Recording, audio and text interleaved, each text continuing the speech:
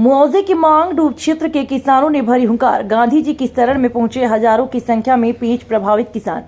छिंदवाड़ा व्यपर्तन परियोजना से प्रभावित किसानों ने लगातार 8 वर्षों से प्रभावित होकर दिया ज्ञापन। 2 अक्टूबर को किसानों द्वारा गांधी जी की मूर्ति पर पूजन कर महापंचायत कर अपना विरोध जताया, जिसमें बारी बारी से परसराम वर्मा, शिव कुमार वर्मा, मूलचंद साहू, बलराम पटेल, बबली मसराम, राम बगस वर्मा आदि द्वारा अपना उद्बोधन दिया।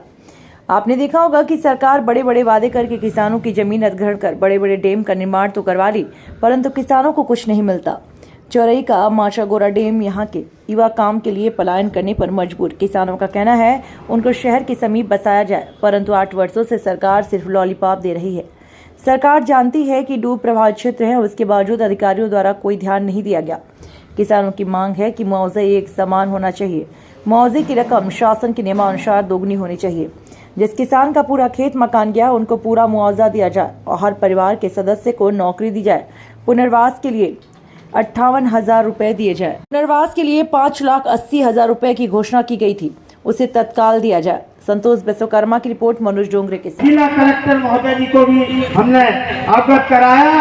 तत्पश्चात एक दिन के लिए सांकेतिक जल सत्याग्रह भी हमने किया। आप उस बात के गवाह हैं। दोस्तों, जैसा कि शिव कुमार पटेल जी ने आपको विस्तृत नियम कानून की बात भी बताई और डूब क्षेत्र की समस्या से भी उन्होंने अवगत कराया और क्यों हमको यहाँ गांधी जी के पास आने की जरूरत पड़ी वो भी विस्तृत से उन्होंने बताया। आपको ज्ञात होगा कि इसके बाद आचार संहिता लगने वाली है। सबको पता है ना? पता है आचार संहिता क्यों लगने वाली है?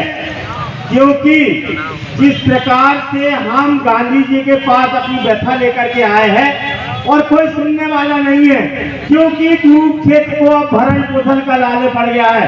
काय का पड़ गया है? भरण पोषण का। क्योंकि अब खाने पीने के लिए डूब क्षेत्र के लोगों के पास में कुछ बचा नहीं है और आचार संहिता लगने की वाली है। और नेताओं का आहार क्या होता है आपको पता है? नेताओं का आहार होता है वोट। हमारा आहार है कि हमारे डूब प्रभावित किसान के जीवा आज भूखे मरने की कगार पे आ गए हैं और वो हमारी सुध नहीं ले रहा है। ठीक उसी प्रकार जब हमारे नेता भी हमारे बीच में जाएंगे तो उनको काय की भूख है? काय की भूख है उनको? वोट की। तो क्या इतनी आसानी से, जितनी आसानी से तुमको भूख प्यास है और सुबह से यहाँ धूप में प्रताड़ित कर रहे हैं, इतनी आसानी से आप भी उनको वोट दे दोगे क्या? हाँ, दे दोगे?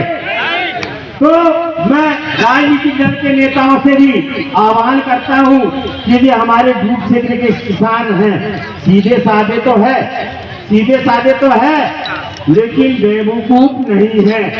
इनके जज्बात को आप समझ लें, अन्यथा आपकी ईंट से ईंट बजाने के लिए ये किसान गांव में बैठे हुए हैं।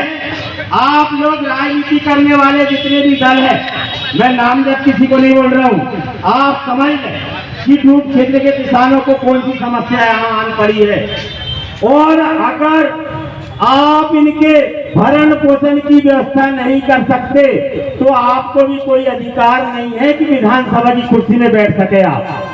हाँ, आपको भी अधिकार है कि इनको अधिकार नहीं है? अगर डूब क्षेत्र के किसान लोगों की मांग को पूरा नहीं कर सकते, डूब क्षेत्र के किसानों की आवाज को नहीं उठा सकते, तो इनको भी विधानसभा की कुर्सी में बैठने का अधिकार नहीं है। हम इसके बाद निर्णय लेंगे, 3 दिन के अंदर निर्णय लेंगे। अभी भी हम ज्ञापन देंगे और ज्ञापन के माध्यम से, आवेदन निवेदन के माध्यम से गांधी जी के सिद्धांत पर चलते हुए कोई अपनी घटना हम घटित कर रहे हैं क्या? किसी का रास्ता रोक रहे हैं क्या? किसी के साथ अभद्रता कर रहे हैं क्या? नहीं कर रहा है। जबकि हमारे साथ में इतना अन्याय आप लोगों ने कर दिए हैं कि विगत 8 साल हो गए हैं। 8 साल से आप हमारी सुध नहीं ले रहे हैं, आप हमारी समस्या नहीं जान रहे हैं। जब आप यहाँ आते हो एक दिन में कह देते हो, घोषणा कर देते हो कि फलाने को मैं जिला बना दूंगा, फलाने गांव को मैं जिला बना दूंगा, एक दिन में बोल देते हो। तो क्या आपको डूब क्षेत्र की इतने दिन से 8 साल से जो समस्या चल रही है, ये अवगत किसी नेता ने नहीं कराया आपको? हमने सभी नेताओं को ज्ञापन दिया है, किसी अधिकारी ने आपको ज्ञापन नहीं करवाया, ज्ञापन अवगत नहीं कराया, समस्या से अवगत नहीं कराया।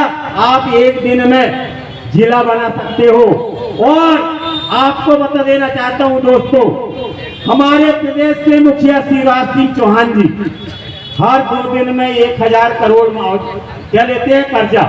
हर 2 दिन में 3 दिन में 1000, 2000, 3000, 5000 ऐसा कर्जा लेते हैं। वो कर्जा किसके लिए लेते हैं? आप लोगों के लिए। आप लोगों को कोई कर्जा लेकर के आपको कोई पैसा दिया क्या? डूब क्षेत्र के लोगों को दिया क्या? दिया क्या? आप लोग खड़े होकर बताएं, सब लोग बताएं, हाथ उठा के बताएं, पैसा दिया क्या? नहीं दिया। केंद्र सरकार ने 4 गुना कानून बनाई थी, जिसमें मध्य प्रदेश की सरकार ने कटौती करते हुए 2 गुना का पैसा आपको दी है।